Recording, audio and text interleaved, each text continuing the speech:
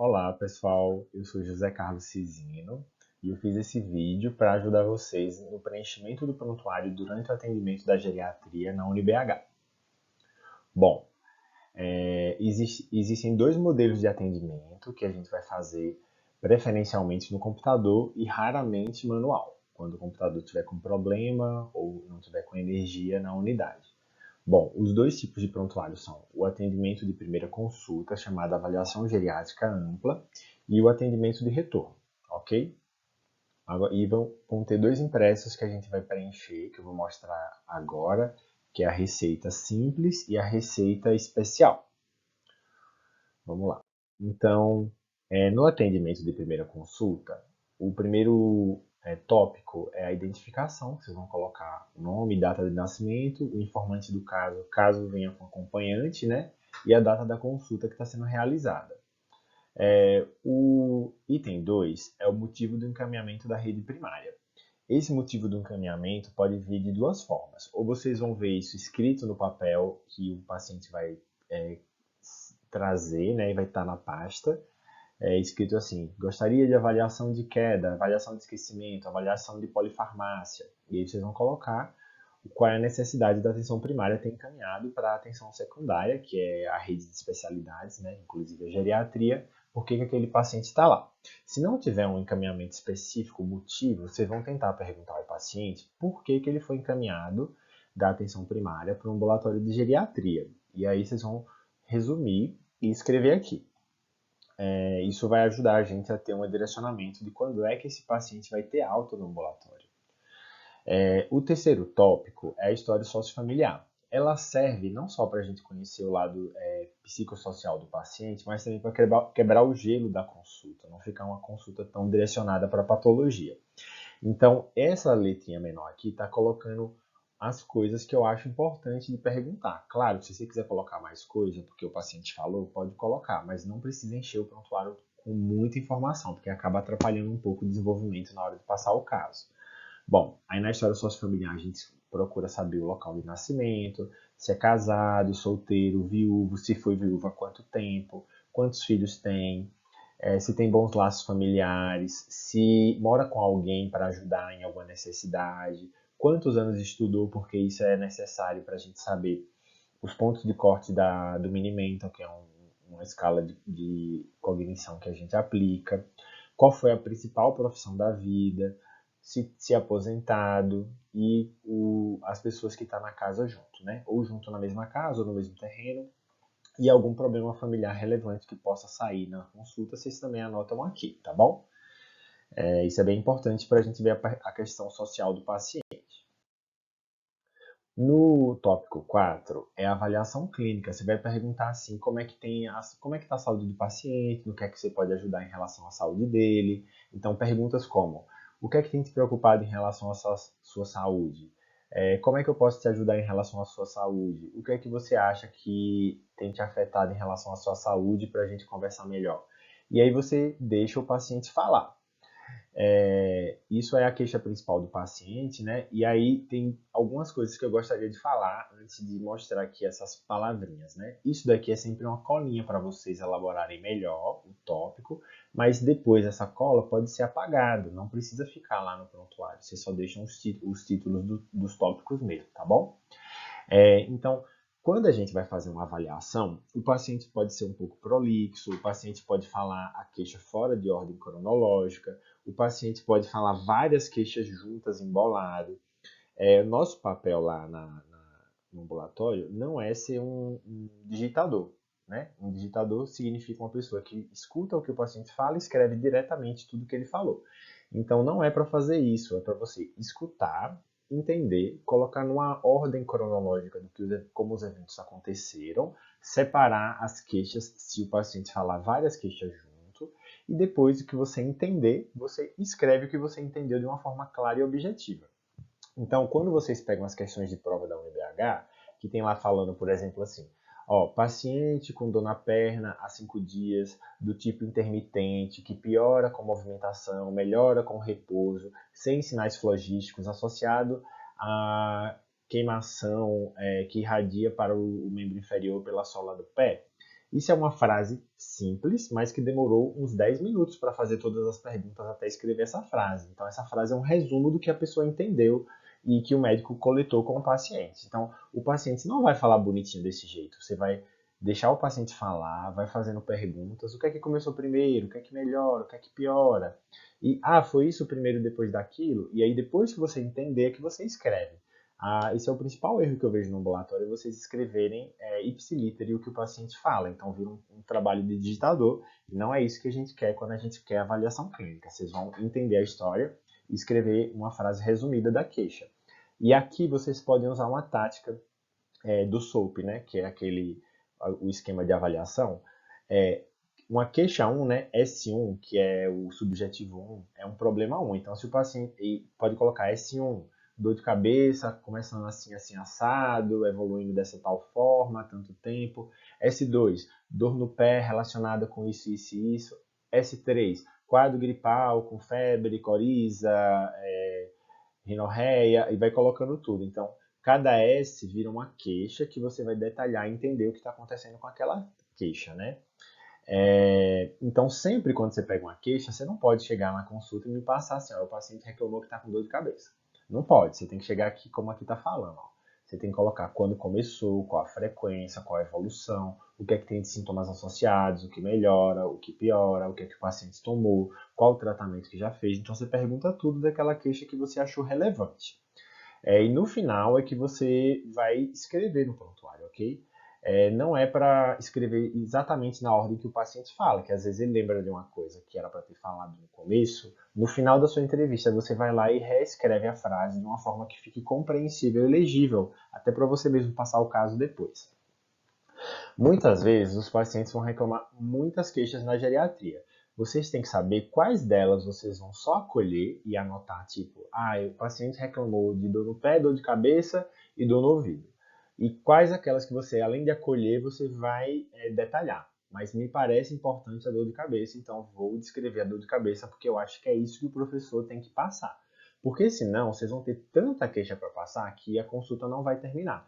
Então, vocês acolhem todas as queixas dos pacientes, mas vocês detalham aquelas que parecem mais importantes para vocês. Qual S, né? S1, S2, S3, qual dos S você acha mais importante? Você detalha para me passar o caso, que a gente vai discutir os S que vocês viram que tinham uma importância maior para o paciente ou para vocês, e aí a gente vai discutir de forma melhor. Não tem como discutir todas as queixas dos pacientes, que vocês vão ver que às vezes são muitas queixas e a gente não consegue ser produtivo, fica contraproducente, ok? Bom, na história, no tópico 5, é a história pregressa. Nessa história pregressa, a gente vai ver as doenças que os pacientes já sabem que tem, que são as comorbidades. Tem hipertensão, tem dislipidemia, tem hipotireoidismo, tem uma catarata, então você vai escrevendo aqui as comorbidades. As cirurgias que ele já fez, se tem alguma alergia medicamentosa, o ginecológico obstetrício é quantos partos teve, quantas gravidez, de forma muito sucinta, se teve algum aborto, quando teve a menopausa, se teve alguma internação clínica, né? Pneumonia, dengue, infarto, AVC, desidratação, aí vocês escrevem aqui a data da internação e o que é que foi, né, que vocês pegaram da história, bem de forma bem resumida, e depois vai pegar sobre o tabagismo, quanto fuma, o etilismo, né, o tabagismo a gente escreve anos março. Anos março é um conceito que vocês podem já ter aprendido, né, se o paciente fuma uma carteira por dia, que dá um maço, e uma carteira por dia durante 20 anos, ele na verdade tem 20 anos maço. Se ele fumar 2 carteiras por dia durante 20 anos, ele tem 40 maços ano. E se ele fumar meia carteira de cigarro por dia, que são 10 cigarros durante 20 anos, ele tem 10 maços ano, 10 anos maço, perdão, ok? E na história familiar você vê se na história da família tem câncer, infarto, AVC, Parkinson, demência, vocês colocam aqui se na família tem alguém com alguma comorbidade dessa, tá bom? Bom, continuando. No tópico 6, vocês vão colocar os exames complementares que os pacientes trouxeram. Sempre, aqui está escrevendo, é cumulativo, anotar todos os exames aqui. o mais novo na linha de cima. Então, se o paciente traz exame em 2023, aí depois traz um em 2017, depois traz em 2015, o 2015 fica por último. E se ele vai trazendo mais exames, a gente vai colocando nas linhas de cima, ok? No tópico 7, a gente vai falar sobre a lista de medicamentos. Aqui está falando também a dica, fazer no formato de receita e no final colocar a medicação que já foi suspensa e o motivo. Então, vamos dizer que o paciente usa captopril, 25 mg, aí aqui está o formatinho já, captopril, 25 mg, e ele toma 30 comprimidos por mês, oral, um comprimido pela manhã. Ou captopril, 25 mg, 60 comprimidos mês, uso oral, um comprimido de 12 em 12 horas, ok? E aí você vai colocando todos os remédios dele nesse formato, porque depois a gente vai usar esse formato para fazer a receita do paciente. Se ele suspendeu algum que você sabe, ele te contou, aí você escreve aqui, tipo, por exemplo, paracetamol, suspenso por alergia. Aí você coloca assim nesse formatinho para a gente saber todos os medicamentos que o paciente usou e já não usa mais por algum motivo, ou porque não estava precisando, ou porque teve alguma reação. A gente fica aqui, deixa na última linha. Às vezes ficam 20 remédios, 15 remédios, é assim mesmo. Tem muitos pacientes que usam muitos medicamentos, tá bom? O oitavo item é a avaliação funcional. A gente vai aplicar o IVCF, que todo paciente de primeira consulta, vocês têm que pegar a folhinha que fica lá na pasta de geriatria, naquele armário perto da recepção. E aí você vai anotar onde é que o paciente pontuou. Pontuou 2 pontos em cognição, 4 pontos em humor, 2 pontos em mobilidade, você vai escrever tudo aqui. E aí o total de pontos que o paciente teve. O que é o IVCF, como faz ele, eu vou mostrar para vocês em outro vídeo, tá bom? O item 9, o tópico 9, é avaliação de vida diária, né, básica, chamada CATS. CATS é a avaliação da vida diária, básica, que é tomar banho, se o paciente faz ou não faz, vestir, se o paciente faz ou não faz, usar o vaso sanitário, você vai marcando um X. Isso daqui também eu vou mostrar em outra aula para você, as noções básicas de geriatria. O Pfeffer, que é aqui, ó, Pfeffer, né? É o Pfeffer. Ele avalia as atividades de vida diária instrumentais, que não são básicas. E aí, ele vai ter essas 10 perguntas aqui para vocês fazerem, né? E sempre quando você for fazer, o gabarito está aqui. É capaz de preparar comida? Aí você vai colocar se o paciente faz normal, se ele faz, mas faz com dificuldade, se ele só faz com alguém com ajuda, ou se alguém tem que fazer tudo para ele porque ele não é capaz. E se ele nunca fez, como por exemplo, um homem mais velho nunca cuidou de casa, né? Nunca. Não, por exemplo, aqui. Nunca comprou roupa, comida ou coisas de casa sozinho, mas você acha que ele poderia fazer e ele também, você coloca poderia fazer, mas ele nunca poderia fazer agora, seria 0. E você vai preenchendo, isso aqui eu vou explicar melhor também na outra aula. E no final, cada frasezinha dessa vai ganhar uma pontuação e no final a gente soma quanto é que deu no Pfeffer, tá? Esse gabarito aqui de baixo é só para a última pergunta. Pode ser deixado em casa sozinho de forma segura? Aí essa última pergunta específica são esses gabaritos aqui de baixo que podem ser colocados, a nota que coloca aqui, tá bom? O tópico 11, a gente vai ver o exame físico direcionado, mas sempre a gente vai pegar a circunferência de panturrilha, velocidade de marcha, peso, altura, calcular o IMC e a pressão, pelo menos uma pressão do paciente precisa pegar. E o exame físico maior, né, cardiovascular, respiratório, neurológico, a gente vai fazer de acordo com a queixa do paciente, do que a gente precisar naquele momento, tá bom? E a gente vai escrevendo aqui. O tópico 12, prevenções e promoções, a gente vai decidir juntos quais as prevenções que o paciente vai fazer, densitometria óssea, PSA, mamografia, vacina, exercício físico, sono, e a gente vai decidir isso no final da consulta, depois que vocês me passarem.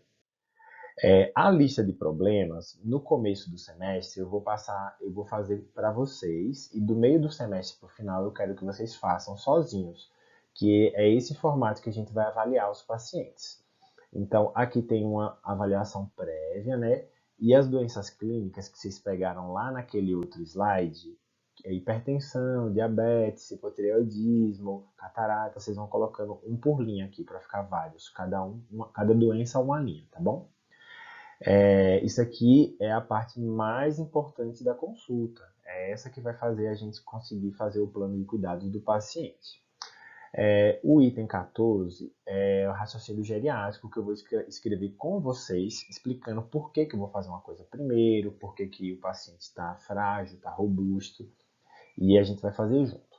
E no final a gente vai elaborar um plano terapêutico, que tem a prioridade 1, que vai fazer naquela consulta, prioridade 2, que a gente vai fazer depois, nas próximas consultas, e a prioridade 3, que não tem perspectiva de curto prazo de ser feita, vai ser feita quando der, porque o paciente tem muitas demandas para resolver primeiro.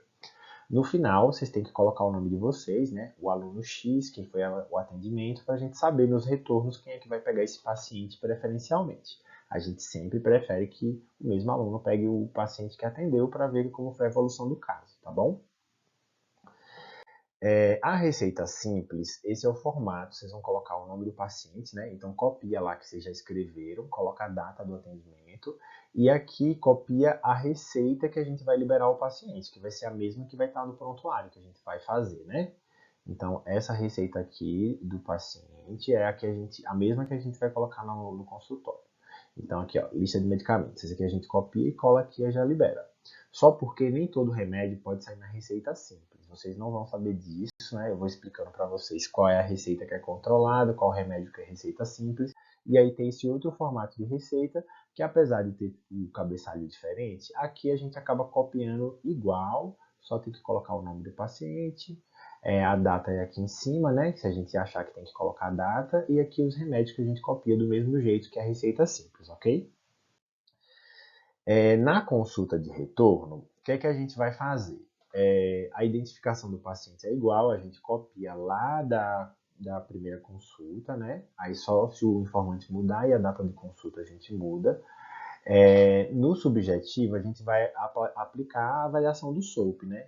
SOAP significa subjetivo, o que o paciente fala, objetivo, que são dados, a avaliação e o planejamento. Então, o subjetivo a gente vai resgatar, tá aqui, vai perguntar como é que foi o tratamento que a gente fez, se teve alguma intercorrência, se teve alguma mudança, se evoluiu algum problema diferente e acolher novas queixas. Se você achar que a queixa é relevante, esse S, lembre que todo S que a gente acha relevante, ou o paciente acha que é relevante, a gente tem que detalhar, não pode só falar. E reclama de dor na perna, tem que especificar como é que é essa dor na perna, quando é que começou, para onde vai, ok? Então, aqui é a história clínica que o paciente vai mostrar. Nesse subjetivo ainda, a gente também vai explorar a perspectiva do paciente em relação ao problema de saúde que ele tem. Se ele está com medo de algum remédio, se ele acha que o remédio vai fazer mal e não quer tomar, se ele está se sentindo melhor, se ele tem ideia de que a doença dele é muito grave. Então a gente vai acolher essa parte subjetiva do que o paciente acha do próprio tratamento, ok? Na parte objetiva do SOAP, que é o SOAP, né, a gente vai ver as coisas objetivas. Quais são as coisas objetivas? Um exame físico direcionado para as queixas do paciente, então se você mudou o remédio de pressão, vai ver como é que está a pressão. Se o paciente reclamou de uma dor no pé, vai examinar o pé para ver se tem algum ferimento, alguma alteração da pele, né? Vai refazer a lista de medicamentos. Lembre que é no formato da receita, que essa receita pode estar diferente do que a primeira que ele trouxe, porque outro médico pode ter mexido, porque o paciente não comprou os remédios ou não teve acesso aos remédios no posto de saúde. Então aqui vai ser a receita dos remédios que ele está usando atualmente, e se tem algum que ele não está usando, você escreve, não está usando por causa de tal motivo, ok? Os exames que a gente tinha colocado lá na primeira consulta, ele copia e cola aqui e vai acumulando novos exames à medida que o paciente vai trazendo. Sempre com os novos exames primeiro, né? Os mais novos sempre mais em cima. No final, o SOAP, né, a área de avaliação, a gente vai ter a lista de problema atualizada. Lembrem que, por exemplo, às vezes o paciente tem uma dor no pé, que é uma queixa aqui que vai virar uma linha. E às vezes a dor no pé sumiu, aí a gente apaga. Então essa lista de problema vai mudando. Ou, por exemplo, o paciente tem humor deprimido com uma escala de depressão geriátrica com alta pontuação. Aí daqui a pouco a gente faz o teste de novo, descobre que a pontuação já está melhor, que o paciente melhorou. Aí você atualiza a lista. Então essa lista aqui, que é a mais importante da consulta, vai mudando à medida que as consultas vão passando e que as coisas vão mudando na vida do paciente.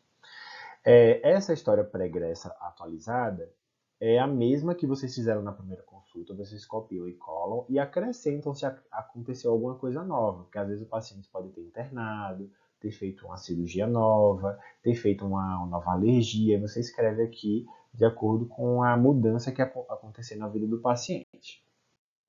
E no final a gente faz o raciocínio geriátrico junto, que eu falo com vocês, né? E faz o plano terapêutico do que vai fazer agora, o que vai fazer depois, o que vai fazer quando der, que é diferente da primeira consulta. Isso aí vai cada consulta fazendo um diferente. E no final vocês colocam o nome de vocês para a gente saber quem foi que atendeu, tá bom? Então esse é o prontuário que vocês vão usar. Vai ter um pouco de desafio no começo, mas ao longo do tempo vocês vão acostumando e vai ficando mais fácil, tá bom? A gente se vê logo no ambulatório e até logo.